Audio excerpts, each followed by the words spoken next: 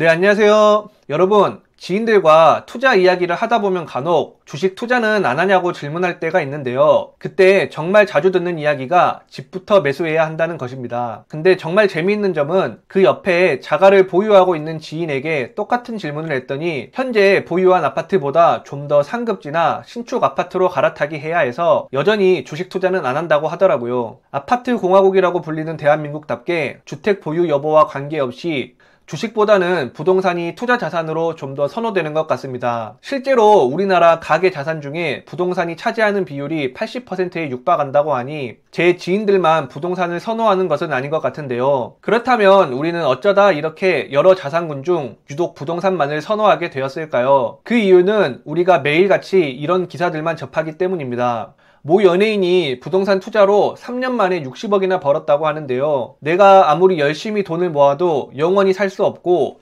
오히려 점점 더 빠르게 멀어져만 가는 것 같은 느낌이 들기 때문에 일단 어떻게든 집부터 매수하는 것을 최우선 과제로 두게 되는 것 같습니다. 결국 내가 돈을 모으는 속도보다 집값이 오르는 속도가 더 빠르기 때문인데요. 그런데 과연 정말 집값이 말도 안 되게 빠르게 올랐을까요? 한국부동산원에서 2006년 1월부터 25년 5월까지 20년 정도 서울 부동산 매매지수 차트를 가져와 보았는데요. 연 평균 수익률을 구해보면 6.1%입니다. 물론 단기적으로 20%씩 급등했을 때도 있었지만 길게 보면 결국 6.1%였던 것입니다. 게다가 이 값은 서울만 고려했을 때이고 수도권이나 지방까지 범위를 확장한다면 이 수익률은 더욱 낮아지겠죠. 이는 연평균 10% 수익률 정도 된다는 S&P 500에 훨씬 못 미치는 수익률입니다. 그런데도 우리는 왜 이렇게 집값의 상승에 더 예민하게 반응할까요? 방금 전 기사를 다시 가져와 봤습니다. 3년 만에 60억이나 공짜로 번 것 같은 기사인데요.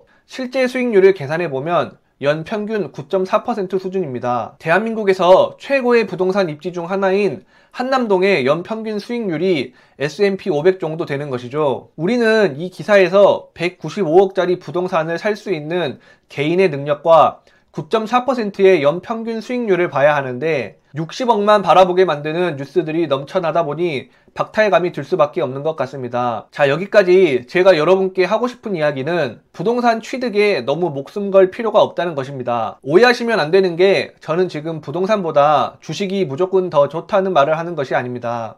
부동산은 주거비를 아낄 수 있고 자가가 주는 안정감은 정말 큽니다. 20살 때부터 10년 이상 자취를 해봤기 때문에 내 집이 주는 안정감에 대해 잘 알고 있습니다. 다만 미국 시장의 평균이라고 하는 S&P 500에 투자하는 것만으로도 대한민국 집값 상승을 어느 정도 따라잡을 수 있으니 너무 조급하게 부동산만 매수하려고 무리하거나 자칫 실수를 하지 말자는 것입니다. 며칠 전 미국이 9개월 만에 금리 인하를 하였고 연내 1에서 2회 정도 추가로 더 인하할 수도 있다고 하는데요. 이 때문에 미국 주식시장이 들썩이고 있습니다. 또한 한국은행도 추가적인 금리 인하 가능성이 있어 국내 주식뿐만 아니라 부동산 등 자산시장도 꿈틀거리고 있는데요. 시장은 예측대로만 움직이지 않기 때문에 투자에 주의를 기울여야 하시겠지만 만약 본인이 부동산 투자를 계획하고 있었는데 아직 충분한 자금이 모이지 않았다면 급한 대로 사고 싶지 않았던 매물에라도 올라타는 것도 하나의 방법이겠지만 주식 또한 대체 투자 수단으로 한번 고려해 보셔도 좋지 않을까 싶어 이번 영상을 만들어 보았습니다. 자, 오늘 영상 여기까지이고요. 앞으로도 이런 저희 투자에 대한 생각과 투자 성장기를 계속 지켜보고 싶으신 분들은 구독과 좋아요, 따뜻한 댓글 부탁드립니다. 긴 영상 시청해 주셔서 감사합니다.